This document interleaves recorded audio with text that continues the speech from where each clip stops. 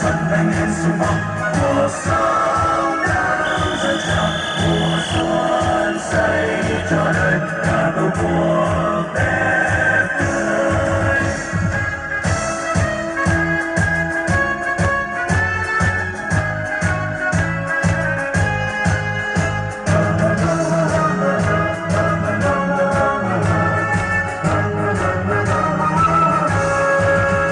Lửa hồng rực cháy trong lòng ta, tình yêu đất nước bao la, vì tổ quốc bên yêu, vì cuộc sống thiết tha. Này bạn ơi đứng lên nắm tay bên nhau nào cùng hát lời ca chiến đấu cho tự do.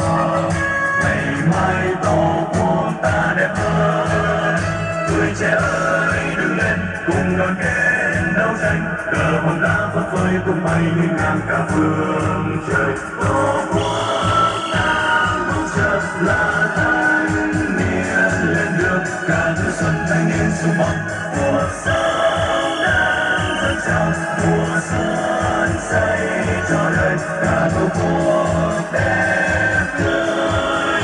Tổ quốc ta mong chờ là thanh niên lên đường, cả thứ xuân thanh niên sum vọng mùa sống đang dâng trào mùa xuân xây cho đời cả tổ quốc